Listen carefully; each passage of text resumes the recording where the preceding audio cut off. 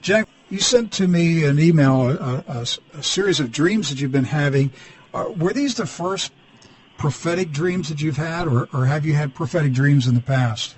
Back in '68, I started receiving dreams. And I had dreams of a man that was standing at the top of the staircase in our church, and he was looking down at me, and he was staring a hole right through me.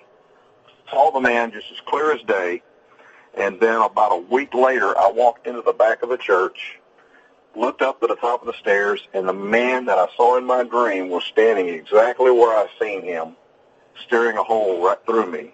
And it was an old Pentecostal preacher by the name of Masters. I don't remember his first name, but he was blind.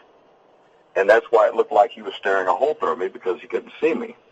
But he was there, and I had seen him in my dream about a week before he showed up in our church. Didn't even know he was coming.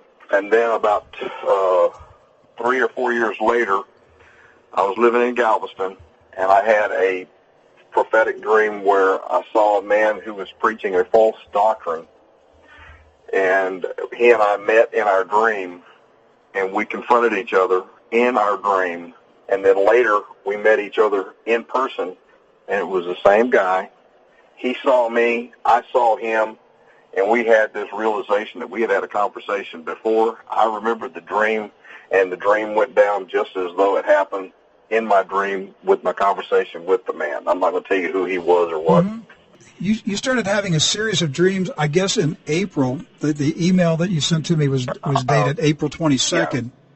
Yeah. It was actually, the dream started in February of 2007. I had the dreams for February. Now, this is almost every night for February, March, and then on April the 22nd, that's when I dated my report. I thought it was the 17th, but it was the 22nd. I got up and wrote the dreams down, and I quit having them. I've had this in my possession for almost 5 years now. Each dream, I would see the same scene over and over again, but I would be standing in a different position where I could see more of what was going on. I have been having what appears to be a series of dreams. They all seem to be related. The dreams themselves are repeated several times. When this happens, I see more details. So far, I have had a dream involving Spanish workers mowing and cleaning the entrances to military bases. Don't know what base it was, don't know who the people were, though, okay? Another of arriving flights from Central and South America. Another of the highways being blocked and still another dream. I saw ships arriving in U.S. ports, offloading military supplies. I also had dreams of crowded malls and hospitals and police stations and police substations. All these dreams are related, and I feel that they are all happening at the same time. What I'm seeing in my dream is an event that's happening entirely all the way across the United States, the southern United States, simultaneously in different time zones, and they've got it timed down to the exact minute for everything to start. I feared the time may be the day after Thanksgiving, because in March I felt that the dream may happen on Easter Sunday, but it passed. And if you'll think about it, Easter and Thanksgiving are the two longest holidays that we have every year where the soldiers would leave their bases. Thanksgiving is the one that they will travel up to 400 miles away to go home to visit their families, leaving approximately a third of the soldiers on the base to guard it. And then with the crowded malls and stuff, the only real day that I could see this actually happening was the day after Thanksgiving, because being, Black Friday, everybody and their brothers in the malls. And if you're going to start something, you want to make a real statement. The malls on a crowded day after Thanksgiving is the day to do it. That's what I saw in my dream. And then the Spanish workers I seen cleaning up the military bases. What I saw was the workers were cutting, what they looked like they were doing was cutting the grass, but when they got up close to the lawnmower was running, but there was no blade underneath it. So they reached under a running lawnmower and pulled out a machine gun, took out the guards on the gate, and then put their gate guards on the gate, let the people that they wanted onto the military base and block the traffic. Now, they didn't do this to try to take over the base. But by putting the soldiers on there, and the troops being away from the base long enough, it gave them time to block access to the armories that are on the base and the ammunition and the rifles, delaying a retaliatory strike kind of deal, okay, and giving them time to put what they've started more into position. And when they took control of the gate, their goal in the dream was not to take over the base or attack the base, but to go in and simply block the armories. So when the soldiers were called up, they run out to the armories to get their weapons and their ammunition.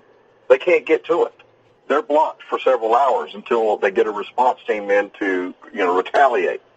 On the arriving flights, it was like a flight coming from Central America with no children and no old people on board the plane. They were all of military age and or, military bearing. And as they deplaned off the airport, in an international airport, the first thing they have to do is they go to baggage claim, you get your baggage, and then you go to customs.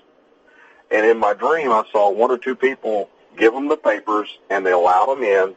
And then finally, they challenged one guy, so they said, "Let me see your bag." And when he opened it, man, it was full of all their weapons and everything they need to do what they did. And that's when gunfire broke out. And within like 15 to 30 minutes, the entire airports along the Central South American area were under their control. And I sat through a Homeland Security briefing recently. They said that there's thousands of people of questionable origin coming across the border in mass. And you're looking at anywhere from 20 to 40,000 per month coming across. And it's a scary number. And if only 10% of those, only 10%, were actually military, and they're coming here as a sleeper cell, that's a lot of people. So they took over all the airports along, the southwestern border? Yes, sir. From Florida all the way to California. The whole southern border? Yes, sir.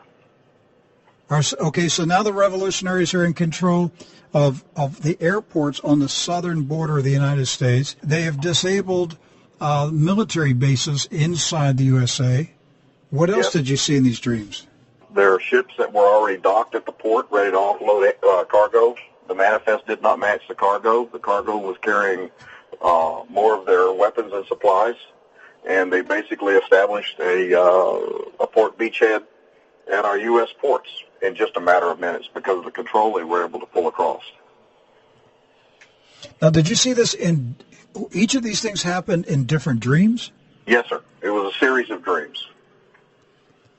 Did you believe the Lord was showing you something that was going to be a coordinated strategy that would take place simultaneously? That's a fact. That's exactly where I saw it.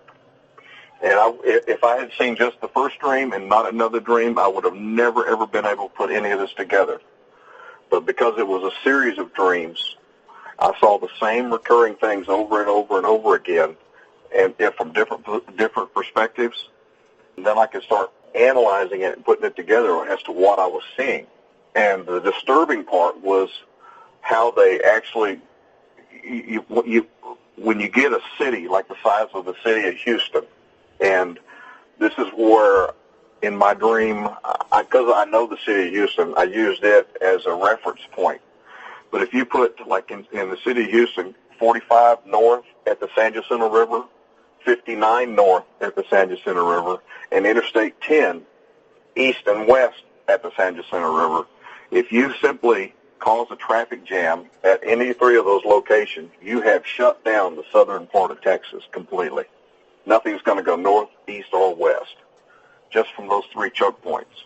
And I saw in my vision people going from car to car, mercilessly just shooting people into cars and causing mayhem on the highway, blocking traffic.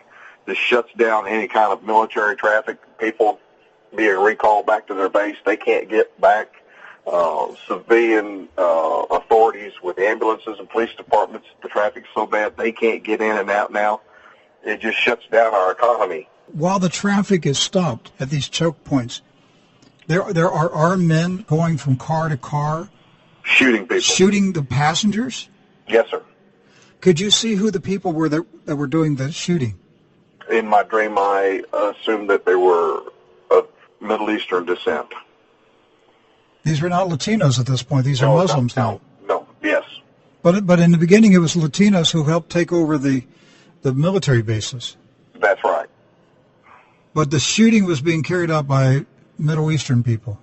That's what I saw. Mm-hmm. And the area shopping malls, the same people were walking into like a mall, like Katie Mill Mall, and they just went in each door. And all they did is had a little bag around their neck and started pulling pins on grenades and rolling them into the crowd. And this wasn't just one mall. This was every mall, every hospital, every emergency room, every police substation. They were all simultaneously attacked at one time. And it left the United States in a very vulnerable position within just a matter of hours. So it was a well-coordinated military attack inside the USA. Yes, sir. You got to understand from my point, when I was having the dreams, I had no idea what I was looking at or what I was seeing. And then after I got to looking at what I was dealing with, I've actually talked to military leaders, and I've explained to them what I saw, and they just, their thoughts were, there's no way this could happen. And I'm saying, yes, there is a way this is going to happen. You know, you go around telling a whole bunch of people you had this kind of dream as long ago as it was, they look at you and you start feeling like a quack. And, and it hadn't happened yet. I keep praying that it's not going to happen, but I keep planning that it is going to happen, and that's all I can do. I feel like I'm a watchman on the wall, and I am sitting here screaming at the top of my lungs, and I have told people what I have seen, what I see coming, and they have like folded their arms and sat down in their lawn chairs and just sit back drinking their little iced tea thinking, you're crazy, this ain't going to happen. And I have jumped up and down to the point now to where I have stopped. I have not told anybody more about this dream since about a year and a half ago, 2 years ago. I quit telling everybody about it. I quit. I gave up. Nobody was listening. Nobody wanted to hear it. And until you sent it to us. And well, what it was is I heard you were talking about this, and you had your conference with all those pastors, and I'm like, gentlemen, y'all got to see what I've seen. Y'all got to see it. I had to share it with them, and this is my way of sharing what I saw with them. Now, again, do I know it's going to happen for a fact? No. Okay? America may repent and turn back to Christ, and nothing happened. We may, just go through this crisis, and the end of the world, or the beginning of sorrow, as I named I titled it from the 24th book of Matthew. It might not happen. I'm happy if it don't happen. But I can't be gullible enough to say it's not going to happen. So I have to pray it won't and plan that it is. And I wish everybody in the United States would do the same thing.